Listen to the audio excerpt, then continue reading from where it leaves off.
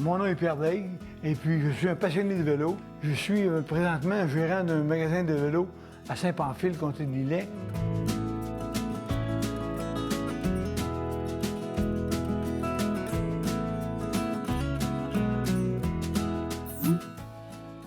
Le premier vélo qu'on a eu, c'est un vélo familial qu'on a eu. On avait un vélo pour 6 enfants, OK?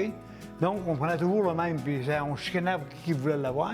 Et puis mon frère, le plus vieux, il a acheté un moment donné, un 26 vitesses, un vélo 26 de roues à 3 vitesses. Puis là, à ce moment-là, j'ai commencé avec ce vélo-là. Ma passion au niveau du vélo a commencé quand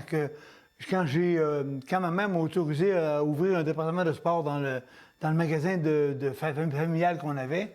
Et puis, j'ai commencé à m'occuper de ça. On a rentré de l'équipement de hockey, on a rentré des vélos. Et puis, la passion du vélo m'a commencé là. Mon volet d'études, j'ai toujours eu, quand on était au secondaire, à la polyvalente à Saint-Pamphile, j'ai toujours eu l'idée d'aller dans la tenue de livre, en comptabilité. Et puis, j'ai fini mon cours à la polyvalente de Louis-Jacques Cazot de Montmagny, en secondaire 5, et puis j'ai fini avec mon diplôme de tenue de livre là-dedans, en comptabilité. À toutes les fins de semaine, je descendais à toutes les fins de semaine pour venir aider à ma mère et à ma soeur au magasin. En 75, en 74, quand j'ai fini l'école, toutes les fins de semaine, on avait un autobus qui nous voyageait du vendredi à aller au dimanche soir. Oui, j'ai toujours été sportif. J'ai fait beaucoup de hockey. J'ai joué beaucoup au hockey. J'ai joué à balle molle hockey. Joué au basketball. J'ai joué au quilles aussi. Tout ça a été dans les secondaires 3, 4, 5. À Montmagny, à 55, on avait un très bon club de hockey. Et puis j'ai joué beaucoup au ballon balai aussi là-bas.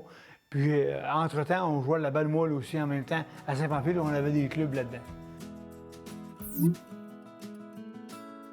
Quand le vélo est venu, à l'âge à près de 25 ans, quand j'ai commencé à avoir moins le temps de me mettre en forme pour jouer au hockey, je faisais 1 heure de vélo tous les matins, moi. 1 heure de vélo, je partais mon parcours au complet, et ça prenait 1 heure. Et puis, dans le parcours que je faisais à Saint-Pamphile, c'était à peu près 20 km, mais ça équivalait à peu près à 25 ou 30 km par rapport aux côtes qu'on avait à monter.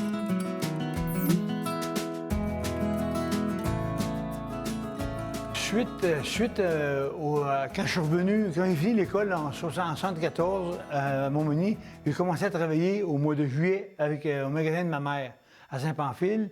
Et puis là, en 74, 75, en 76, on n'a pas eu de changement beaucoup. En 77, on a eu une évolution terriblement du double du magasin qu'on avait, avec un agrandissement de 50 par 40, c'était 2000 pieds carrés supplémentaires. Et puis en 87, on a fait un autre agrandissement pour avoir un magasin de 6500 pieds carrés de vente, de plancher de vente qu'on a. On avait un entrepôt de 6000 pieds carrés en bas, puis on avait une mezzanine dans le magasin aussi pour le département de sport. À ce moment-là, c'est là que tout a commencé. Tout a commencé dans le vélo, dans les réparations, la vente de vélo et le positionnement de vélo.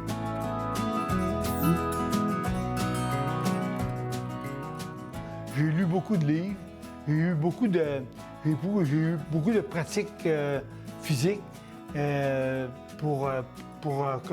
comment fonctionnait un dérailleur, comment fonctionnaient les vitesses. Et puis, à force j'ai appris un peu avec l'expérience d'année en année, de plus en plus là-dedans. Maintenant, il faut que je vous dise une chose. Tout bon cycliste doit avoir son kit de réparation minimum. On parle d'une pompe, on parle d'une chambre à air, et puis on parle d'une clé à déjanter. Une clé de service comme ça, qui a toutes les grandeurs de clés métriques là-dessus qu'on a là-dessus. Après ça, on a des clés à déjanter comme ça. Après ça, on a un tube, une chambre à air de spare. Ça, c'est primordial si on arrive à faire une crevaison dans une piste cyclable où on est loin des villages ou des villes pour se réparer, pour s'en aller sur le vélo.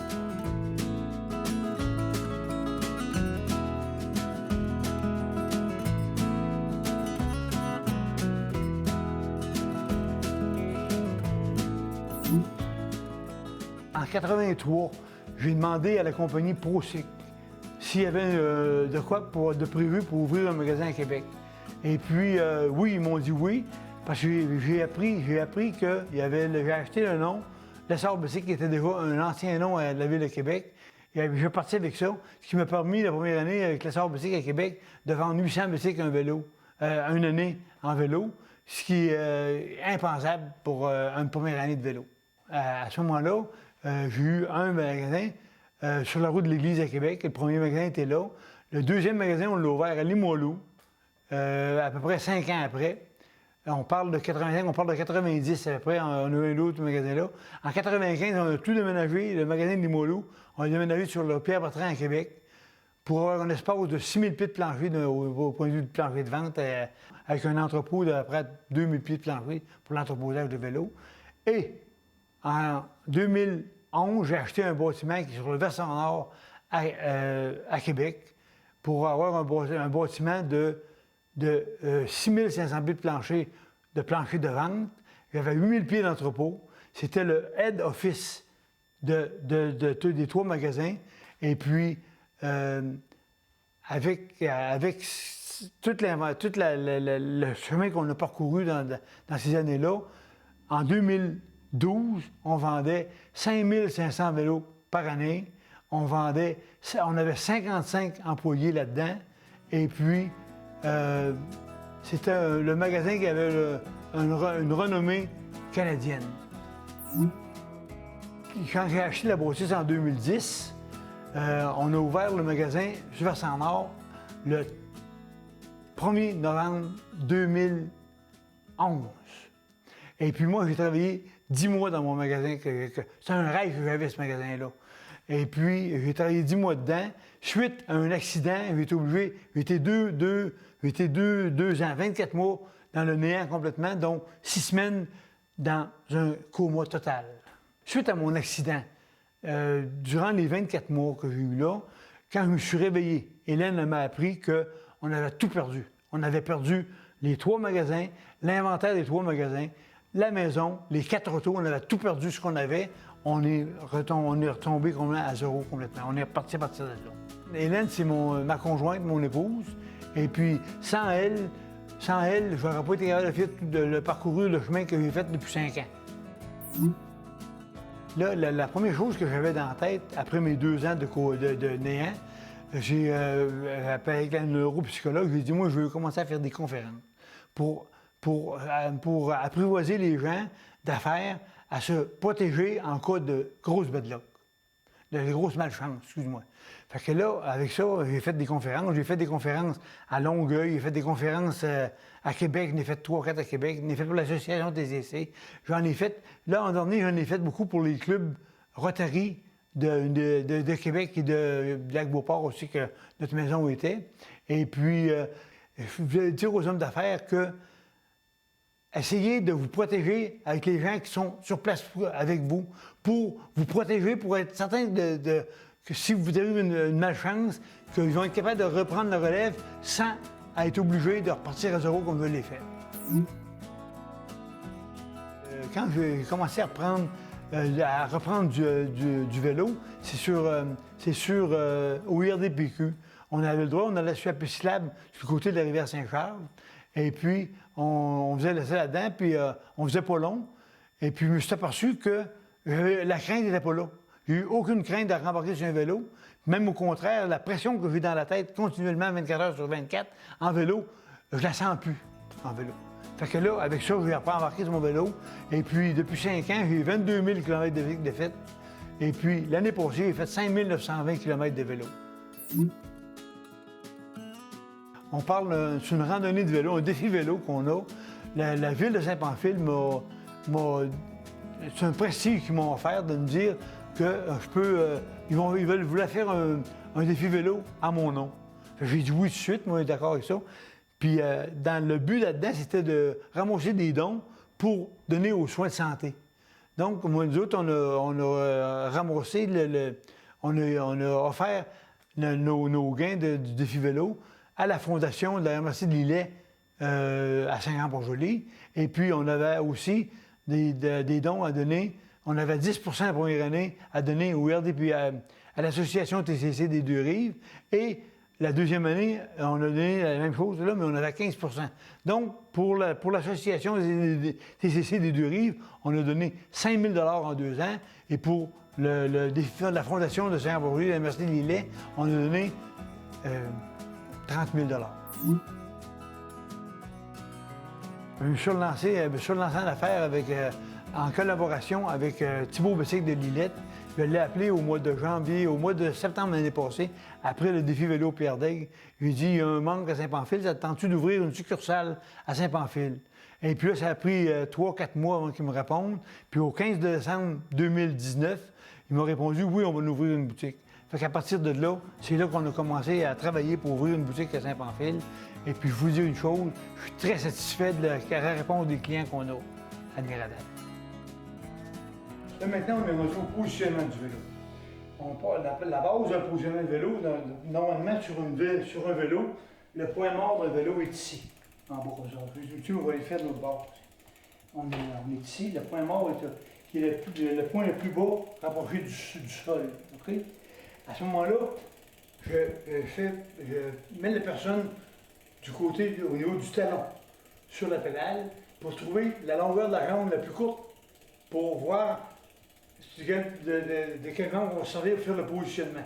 Parce que normalement, sur un vélo, pour le positionnement, pour le point mort, il faut qu'on rendu au point mort en bas, il faut que notre jambe s'est inclinée à peu près comme ça. Puis, quand on fait pour la longueur du vélo, avec le talon, on est capable de le trouver, cette affaire-là, comme ça. Après ça, on a l'empattement du vélo. On peut reculer la selle, on peut la reculer, on peut l'avancer la selle comme on veut avoir, comme ça. Et puis, on peut avoir aussi une potence. On peut avoir des potences, on a le choix de potence entre du 50, du 70, du 80, du 90, du 110, du 120 mm, selon la longueur des roues de la personne, pour avoir le positionnement le plus parfait possible sur un vélo. Peu importe le prix d'un vélo, si vous êtes mal positionné sur votre vélo, vous n'aimerez pas votre vélo jamais de votre vie. Et l'autre chose qui est importante, sur ce vélo-là, on a des guidons auxiliaires ici. Les guidons auxiliaires font que ça a un deuxième positionnement sur votre vélo. Donc, la chance d'une personne engourdisse des mains est moins grande. Et puis, quand une personne est mal positionnée sur son vélo, il ne faut pas qu'elle ait les bras comme ça. Il ne faut pas qu'elle ait les bras inclinés comme ça de même pour avoir le maximum de poids au niveau des mains, qui fait qu'on engourdit les mains. Les mains s'engourdissent avec ça, comme ça. Prendre un cours de mécanicien de vélo. Savoir comment un magasin fonctionne, comment un vélo fonctionne, pour être à l'aise pour la réparation des vélos. Faire de la pratique dans une boutique les saisons mortes, durant la saison d'été pour les étudiants qui veulent commencer là-dedans. Et puis, pour se pratiquer à être vendeur, être aimable avec les clients aussi là-dedans. L'important d'un casque de vélo, le plus important de tout, c'est un doigt des sourcils comme ça, le courroie ou un doigt des oreilles, et puis ici au menton, il faut avoir un doigt au menton pour avoir le maximum de protection et oublier qu'on a un casque de vélo après 1 km de vélo. Pour finir ma carrière, là, si on peut dire, si je peux encore toffer au moins 5 ou 6 ans dans une boutique comme j'ai là, l'améliorer d'année en année, je serais extrêmement heureux d'être capable de faire ça. Si la santé me le permet, et puis si le temps économique nous le permet aussi.